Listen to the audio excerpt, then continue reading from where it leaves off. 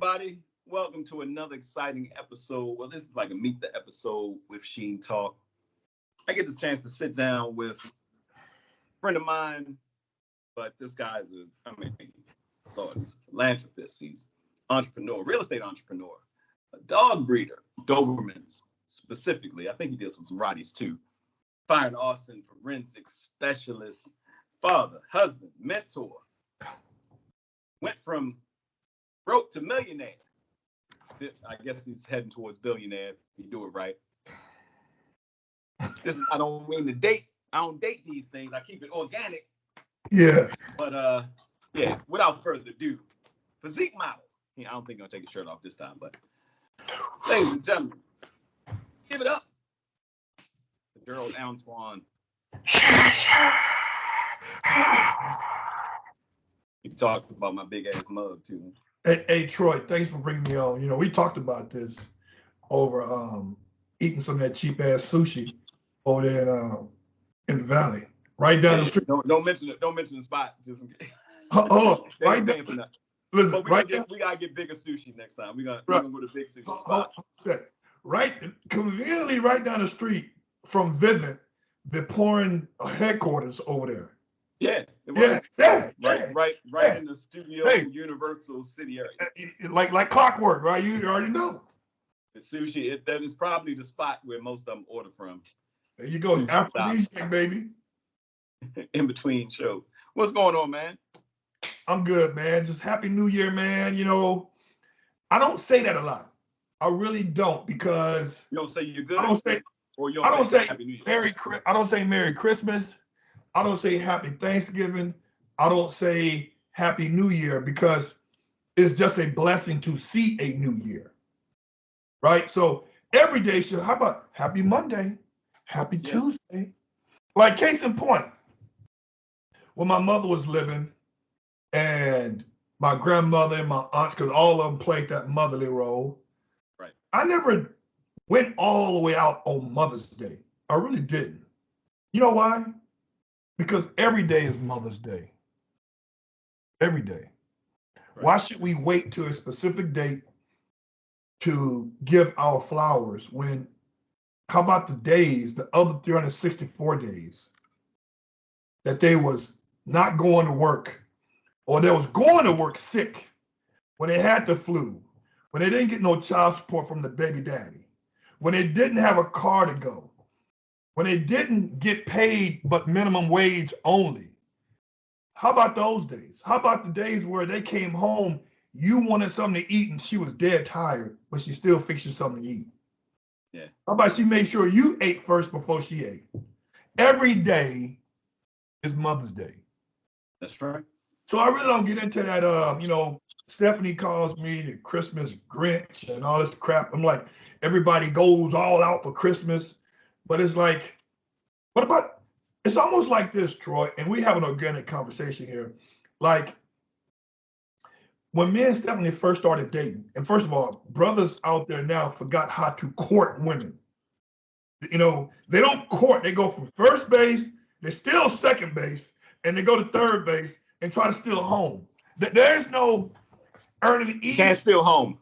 You're going home or you're not. Right. So my thing is that on Valentine's Day, everybody goes out, spend all the money on 2-3 dozens of roses. That's expected. Flowers on that day is expected. Dinner on that day is expected. Possible sex that day is expected. But what about the days when she come home from dealing with all those kids at the school she teach at? It's a bad school, so there's bad kids, and you don't have something for her there. What about having some flowers and a small stuffed teddy bear delivered to her school to let her know that, hey, I'm thinking about you. Today's only Thursday. Right. That's the stuff that I used to do with Stephanie, because that's how I was raised. Now, and I'm not from here. I'm from. You said you did it with Steph, but were you always doing that? Was that something that was always in you? I was always like that. I was always, when I'm into you, a woman, okay? Sorry, no disrespect. But when I'm into a woman, I do what I can do within my lane. Right. I'm not going to spend $300 or $400 on flowers and I'm living off of $400 a month income while I'm in college. But right. I will do what I can do within my lane. So I've always been like that to the women that I want to be dear to. Now, me and you, a young man, we talked. We had women where they didn't want all that. They made it up front. There's an arrangement. There's a thing you guys do. Doesn't take long. Make it happen. But the women that you want to be more to, the women that you want to meet her family, the women that you want your family to meet, yes, I do the necessary steps, because courting is qualifying you to be exclusively dating. Dating qualifies you to be exclusive, to be a potential fiance. Being a fiance is a period of, okay, we're about to get married. Let's get it legalized, right? So there's steps to this. And the problem we have as brothers, and generalizing, because not all of them are Generation X like us, right? They don't have to work for it no more. They don't have to show interest. It's like that. It's like ain't no premium on the P no more. Right. And to me, it's weird, because when I go out to eat with a female, I take care of the dinner because I'm inviting you. We're not going Dutch. I asked you to eat. You didn't ask me. And it's like. And let me interject this, because you on a roll. And this is a whole nother. We're going organic, man. I'm gonna segment this in a second, because we got some stuff to talk about. I'm gonna segment this in a second because I want to check something else. But in the midst of that, it's very important to say that, for one. But ladies, it's very important for you to hear this. If a guy is into you, Gerald said something very important. Within his means, he will do whatever he can. His means may be cooking at his crib and letting you know, yo, it's just a meal. You can be safe. If a guy can provide for you how he can, make you feel safe and make you feel loved, and that his intention is you, pay attention to that. Especially because you're like, oh yeah, he got potential. All right, the guy has potential, but it's his intention towards you. Yeah. Because guys are focused. We're very tunnel vision when we're focused on something. We may do something, but we get back to this. If a guy is calling you and his intentions are you, and you really feel like he's trying, his intentions are you. Yeah. And that's what he said. He said, if I'm into you, and I told you, he ain't said nothing wrong. I would say this, and me and you have done this before. I like pointing at each other like we're face to face. In the same room. We're doing this in the room. Yeah. Give you a pound, dog, right? I'm a deep thinker, and some of my exes have told me I think too much, which I hold that with a badge of honor. Right. You remember back in the day when we was in elementary school, we was in art class. We all took art class, right? Mm-hmm. And you remember when we had to make Valentine cards from scratch for our mothers? Remember that? Yes. Trust me, bro. That card meant more to her than any card you bought at Walgreens. Because you know why? You put the thought and effort into it. Now, let's go back to now. We in 1994, 95, 96, when I just started getting older. When I didn't have a plethora of money to go out to eat. So let's say this. I would invite a female. I did this to Stephanie. I would invite her over to the house once she felt comfortable being with me exclusively in a place with just me and her. Right. I invite her over and I make dinner for her. Yes. Brothers have gotten away from that, bro. They want to go to Starbucks. They want to use a Groupon to go to Cold Stones. They choose the path of least resistance. And I think there's something to it when a woman who is aware of what's going on, that you put in the thought and the effort. One of my friends, Jackie Marriott, told me, and you know Jackie, great friend of mine, she said that these guys out here don't plan anything. They call you the day of, say, hey, what are you doing today? It's like, I got shit to do. And to the defense of gents in general, if you don't, one reason I'm getting into celebrating my pop, like I said, we don't date these, but this is gonna be I'm gonna do something with this segment. So Let's do it. we gonna do something. This segment is actually gonna go on live today. So whatever day y'all see this on social media, it was a reason for it. But my father was a phenomenal guy. He was a good guy. Everybody knew him. He stayed suited and booted, wore a hat. He was an athlete when he was younger, but by the time he got older, he kept a suit on, some slacks, a hat, but he was the consummate gentleman. He was a phenomenal gentleman. My mother was the one that beat you. My mother was free from the street. She the one. Oh, my mom would my be mother fun, was too. my mother was my father's first. Yeah, my mom would throw the first punch. My mother, and she was short and heavy-handed. Yeah. So she got, So my father, the one thing that would get him really upset, let him find out you disrespected a woman. So let him find out you didn't open the door for a woman. Let him find out you didn't walk on the other side. Very mindful of stuff like that, even to this day. Yeah. And I find as I'm getting older, because we were talking about it, it's like, Troy, you ain't met. And I think a lot of women, I talk to women, they always, I know you got a bunch of women. Yeah, everybody got, I work with women. Women are my audience. 90% of my audience are women. But I ain't knocking everybody down. And Right. It's something in your head about who you want to be with. When our desire, a real man's desire is for a certain woman, until that door is completely shut, he will be focused on trying to achieve and be with that certain woman. And I'm not talking about sexually, because sexual, like you said, ain't no premium on the P in a lot of places. And ladies, let me get me right when I'm saying this. I'm not saying, oh, man, maybe I need to hold back on the pussy. It ain't that.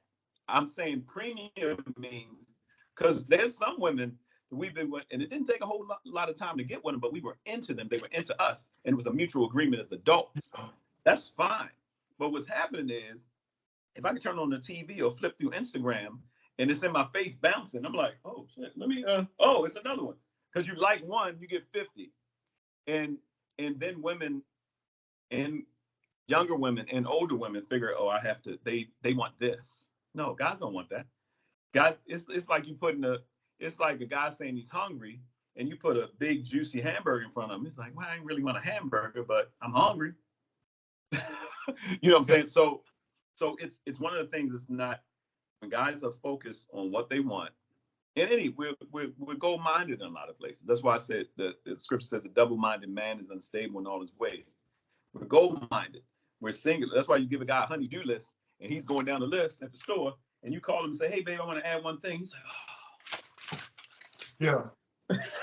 He was like, what is wrong? He's like, I was on 5. His mind is looking at completion, because we think, if I complete, if you go to the gym and work out and I do this, my body's going to look like this. If I go to work and I'm doing this, then I'm going to get a raise, I'm going to achieve this. If I'm playing sports and I do this, I'm going to do this. When it comes to relationships, if I do this, wait, that didn't work. If I do this, wait, that's not working. She's not understanding what I'm saying. If I do that, relationships are hard because it's another person. Yeah. And men are very goal-oriented. But if you're pursuing someone and the lady is a lady, she's a woman, she's womanly, and she's receiving what you're doing, guys get excited. But if a guy feels, most men thrive off of affirmation, physical touch. So if a guy feels affirmed, that's why you look at him like, how did she get him? And you look at the girl like, how did she get him? Because she knows how to talk to him. And she's touching them. Either here, or all over. She's touching them and she knows how to talk to them. Affirmation is very big for men. Genuine affirmation. Yeah. I got your back. I still remember, I interviewed a sister the other day and I told her, I said, I remember back in 2010, you came up to me after the show and said, I see what you're doing. I believe in you. We're not together. We never been together. We're just friends. But I had to tell her that in an interview. She's doing stuff. I said, yo, that sticks. We still remember the teachers that said, you're brilliant. We still remember the teachers said, the coach. You know what I'm saying? Yeah, you know what my friend Ira said, my homeboy from Jackson? And this is how Facebook actually... Jackson, Mississippi. We'll get in the full interview. We'll get to where the brothers actually... Ira told me we talk a lot because we went to high school together, and we're both twins. And he said, Gerald, you can post a picture on Facebook as a post, and you can post that same picture on your story. And he said that people may not click the like button on your post, but you better fucking believe they're watching you. So for me, it's like I could have took that the younger Gerald, the 25 to 30 years ago Gerald would have took that and the head would have got bigger, right? But the more seasoned Gerald, and I like some Lowry season because I'm Mike Lowry. The seasoned Gerald took that as the opportunity to uplift and enlighten our people, whether they're black or white, whoever follow us. Because the goal I want to do, and if you follow me on Instagram or Facebook or any of my platforms, I don't talk about politics. I don't talk about race. I don't talk about sexual orientation. I talk about stuff that improve me and who around me. And I also talk about positive stuff. I mention good stuff, but I don't get into that Trump this, Trump that, and Biden this. I don't get into that shit because I got people who follow me who may believe in Trump.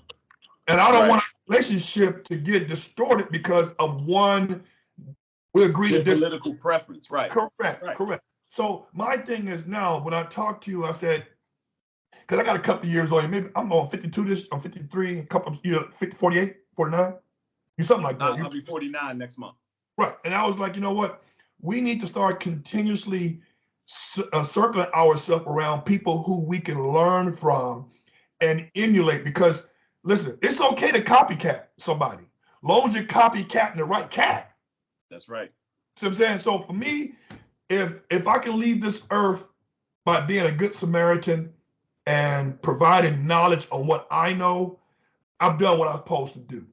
Right. You know, because I go back to homecoming at Jackson State, and I'm almost like a rock star, man. It was like so many people. It was like, dude, I follow you. Dude, you've inspired me. They may not tell me online or text me or call me, but they know that we're cut from the same cloth. Same cloth. Came from the same area. Yeah, I'm not doing private jets. I'm flying Delta and American Airlines. I ain't doing Spirit, but I'm flying these other airlines too. I said, we're no different. The tax bracket is the difference, but I'm still the same person. Right. You know what I'm saying? So it's, and I don't put up. Another thing I don't do too is because you got a lot of haters out there. I don't put up detailed financial information. Yeah, you don't flaunt. You don't want to flaunt stuff. And that's right. That's something that always got me to a certain point. Especially I've worked with people, had people come to me and wanted me to do certain things for them, and I'm like, okay, well, here's the fee. Right. And they be like, well, I can't do this, that, and other. I'm like, dude, you just got out of a McLaren on a rooftop and jumped off a parachute. Yeah. And it started making me think, oh, wait. Everybody who's flaunting it don't have it. And most of the people who don't flaunt it, most of the people I met who are wealthy, and we'll talk about this, y'all getting this is the juicy stuff that you get off cuff. But me and Gerald are gonna be doing the podcast, some other stuff, this, that, and other. But you'll see the rest of it in the actual magazine article, blah, blah, blah, blah, blah. But y'all getting some men, read is powerful. Y'all get some man shit right now. But most of the people who I've met and I'm friends with who are wealthy, you never know it. You never know it. You never know it because you're not supposed to see wealth. Wealth is not something you see. Wealth deals with the glory of mind state. Wealth is when people are saying wealth is health, you're absolutely right.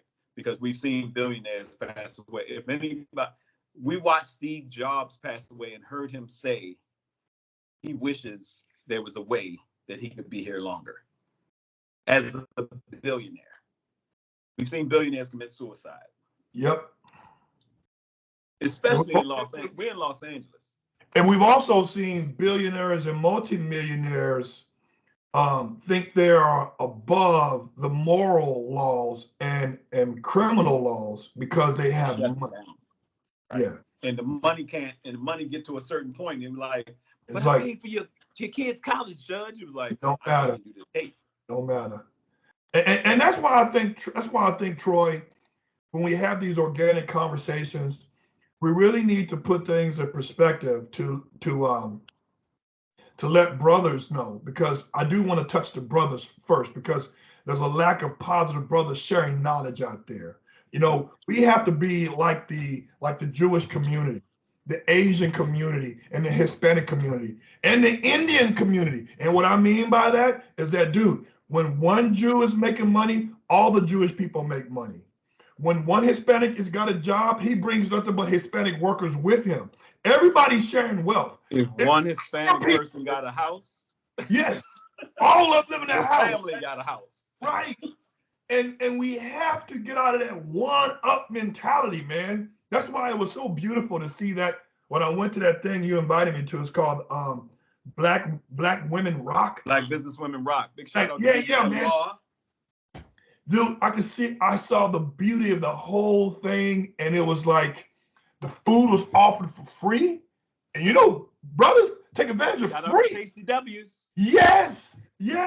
And it was and to see a husband and wife work, but to see, that's another thing, Gerald. Did you notice all the vendors was in the same section supporting each other? Yes. It was only, and mind you, I gotta give love to, because he mentioned it, so we gotta give love to our Kaori, yes, Oils, RS and Mo of Rolling Sticks, all of the three vendors that came out who happened to be on the outside, and don't get me wrong, the vendors on the inside and food and stuff.